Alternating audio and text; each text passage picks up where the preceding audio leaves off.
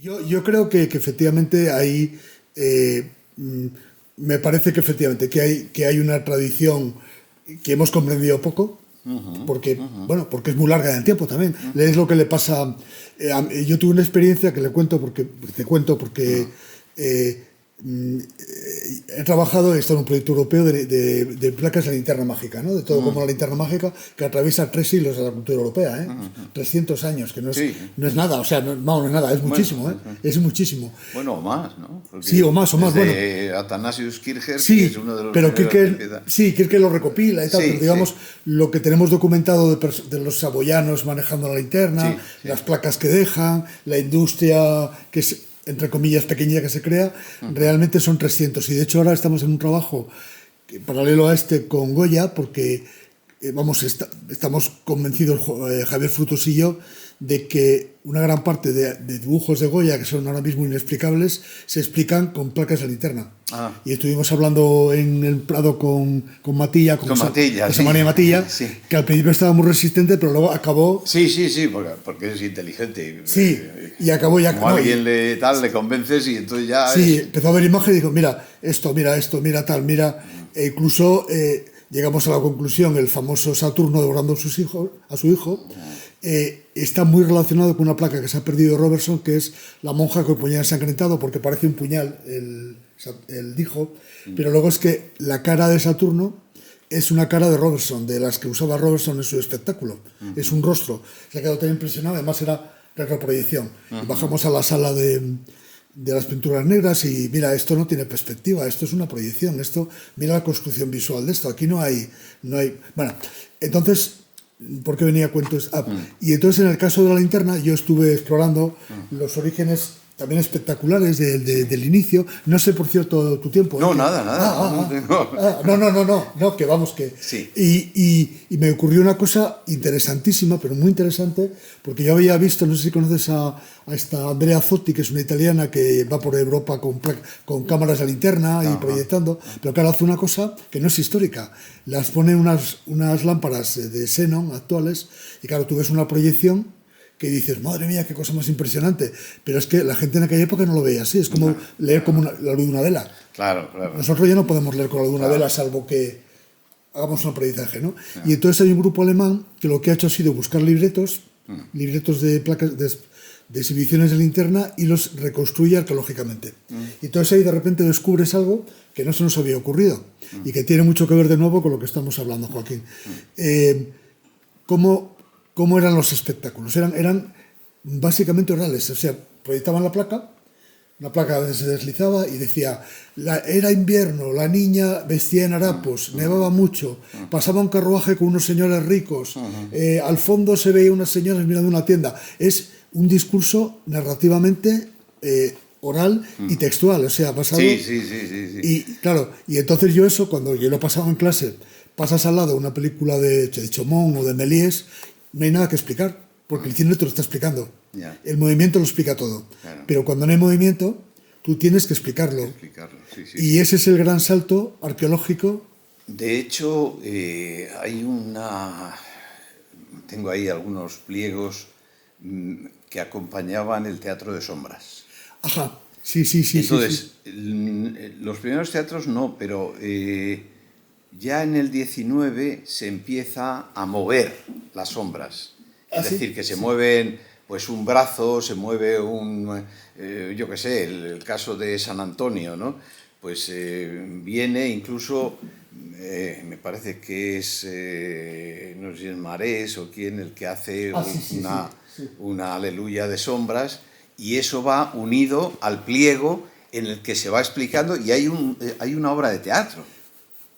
Al lado de, es decir, que si lo unes está todo conectado. Es como si fuera una película, es decir, está intentando comunicarse a través de la imagen, el texto, la oralidad, tal. Es muy curioso. Es que la narración visual realmente está mucho antes incluso que de los he visto en los salterios, está muchísimo. Es decir, contar una historia en imágenes que el que la entiende puede entender el paso del tiempo. Sí. Lo que ocurre es que hay efectivamente yo creo que el texto le da un cuerpo un cuerpo, digamos, de sentido. Claro, que antes no... Y sobre todo lo fija. Lo fija. Lo fija, sí. Entonces ya te lo puedes aprender, puedes, en fin, trabajar mejor con ello. Tengo ahí unos teatritos pequeños de Martin Engelbrecht, que era el que inventó, digamos, el teatro de papel. Y yo lo llamo la televisión del 18, porque claro, realmente la gente se colocaba delante de tal, a lo mejor alguien le explicaba, pero si no tenía que imaginarse qué era lo que estaba allí.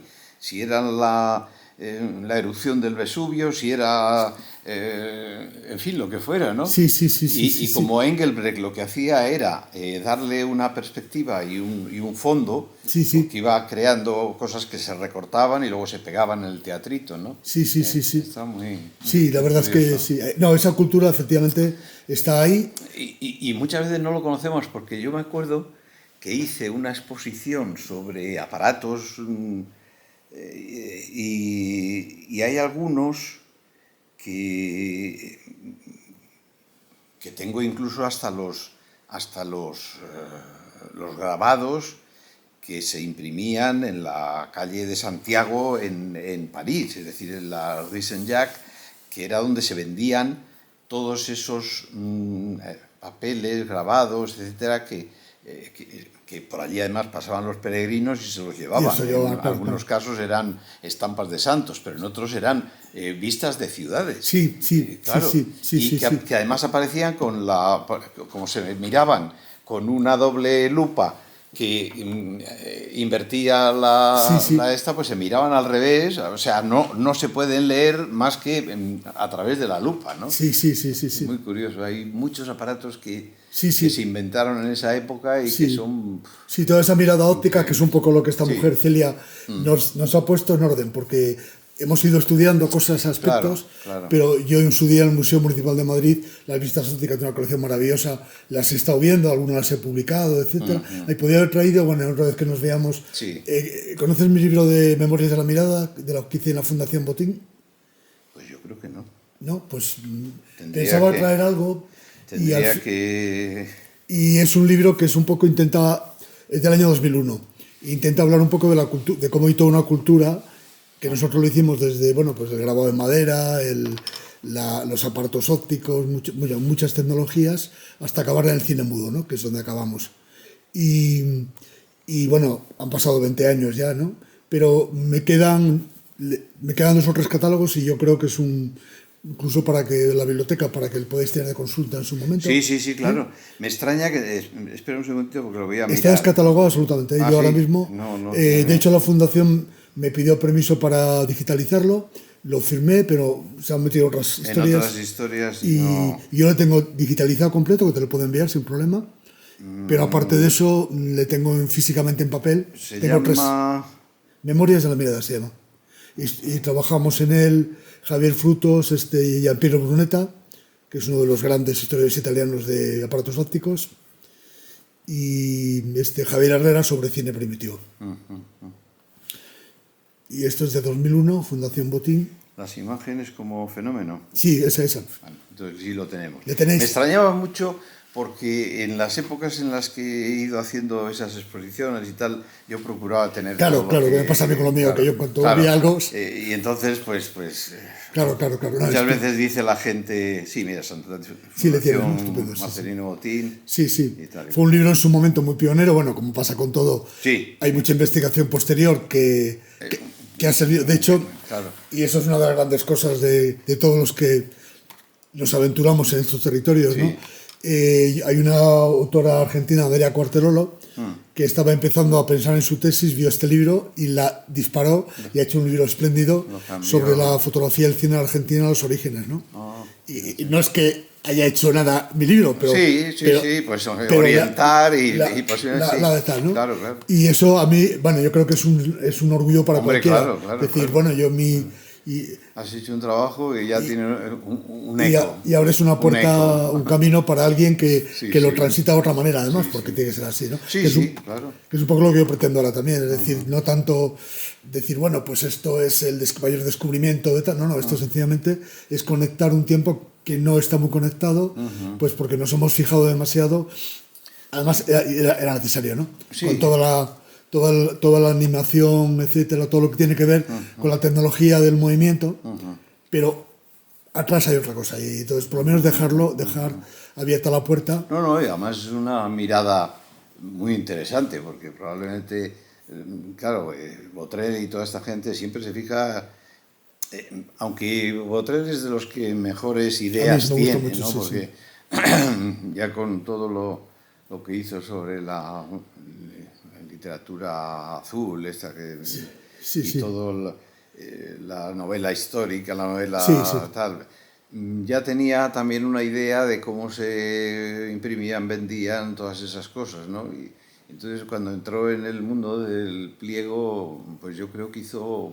muchísimo bien. Sí, a mí me parece... Y además fue de los que tuvieron esa intuición de relacionar lo oral con lo escrito. De una manera clara y con una... Entonces estudió esos procesos. Yo me acuerdo que muchas veces, cuando ha venido por aquí, siempre me pregunta, oye, tienes esta señora que parece que aquí habla de que venía uno y venía cantando no sé qué, tal y cual. O sea, le interesa todo lo que la memoria de la gente pronto dice, y sin embargo a lo mejor no le haces ni caso hasta que viene alguien que da con la clave, ¿no? Sí, porque claro, todo esto es un territorio además un poco oculto, no sé si me explico con la palabra. Es decir, que para mucha historiografía no interesaba demasiado. Claro. Porque dicen, bueno, esto es una cosa como de gente analfabeta. Sí. Pero claro, y un poco la ficha que te envié, que solo uso en mi asignatura, y este año ya no lo voy a dar, de Historia de Opinión Pública, claro, ¿cómo se nacionaliza y socializa a toda esta gente que no lee?